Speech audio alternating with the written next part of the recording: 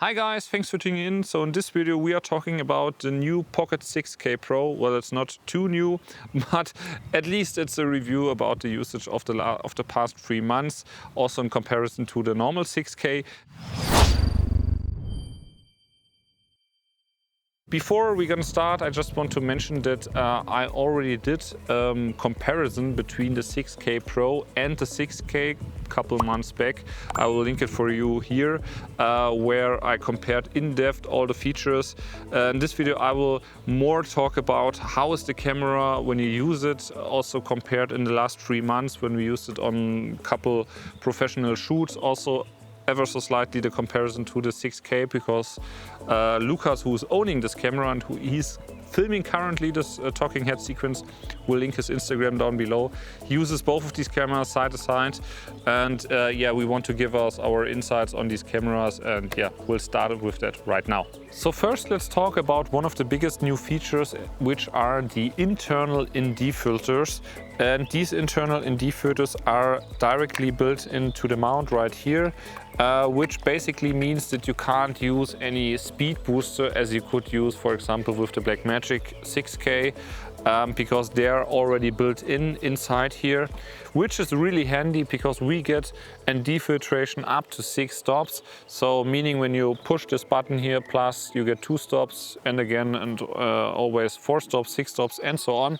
Blackmagic also states that the filters that are built in here, so the filters are also IR cut filters, which should prevent from getting IR pollution, which means that your shadows or everything which is dark appears red, because so much infrared light is hitting the sensor and will therefore turn your shadows red. And with most normal cameras you don't have this issue, because most other cameras have a IR cut filter built in, and Blackmagic also states that also the clear filter here has a IR cut filter and also the filters.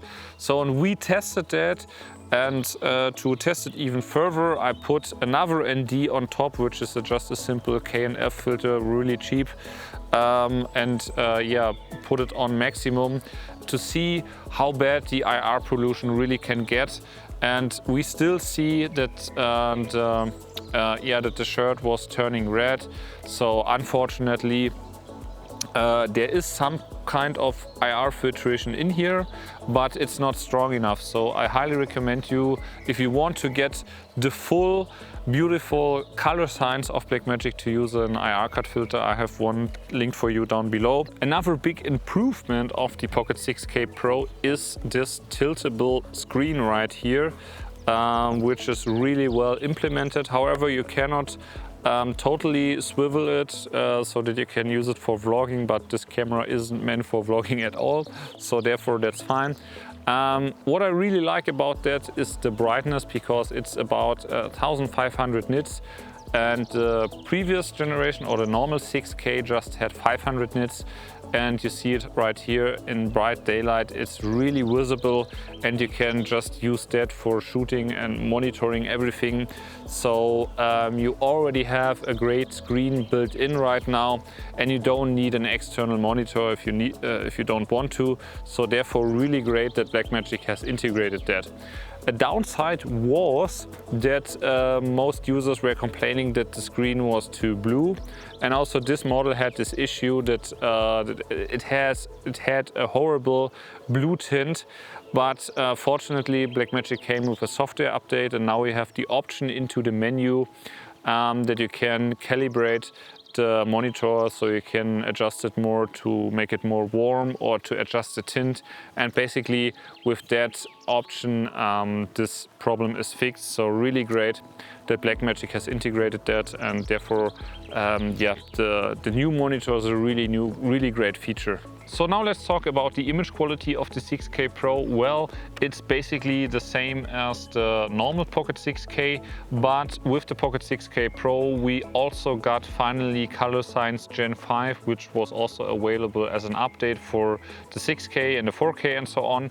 And I really love Color Science Gen 5. They really have improved a lot of things, especially in the red areas. So therefore I always really liked the Color Science, but it got even better, and the image quality of the Pocket 6K is really superb. I really love how filmic it looks. The sensor inside is really great. The dynamic range is really nice. So there's nothing really that you can't do with this camera. So therefore it's a really professional cinema camera, and the image quality is really great and better than many of the Sony cameras or something like that, because I like the way how it renders the image and how filmic it looks, and yeah, how organic it basically is. We also have some improvements in the layout, so we also got a new histogram inside here, and also one feature is also the new battery solution. So we have here inside just normal NPF batteries, which are really cheap, and with one of these batteries you get around double the runtime as, for example, you got with the normal 6K with the Canon batteries.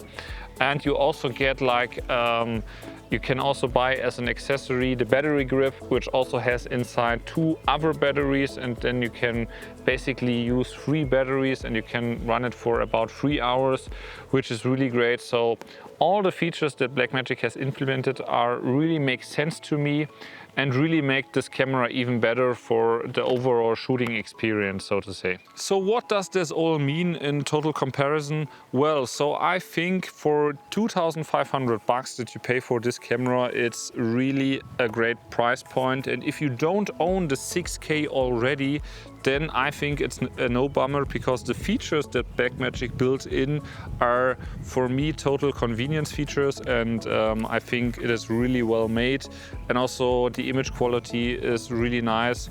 So, but if you already own the 6K and you already have a existing solution for the battery problem, the monitor and ND filter system and whatsoever, you probably don't need the 6K Pro, because the features that it has are just convenience features, I would say. But overall, this camera is really great, and yeah, as I've said, I think it's a no-brainer, and Blackmagic did a really great job. And if you have any further questions, you know that game, just drop them down in the comments below, and I'm gonna see you in my very next video.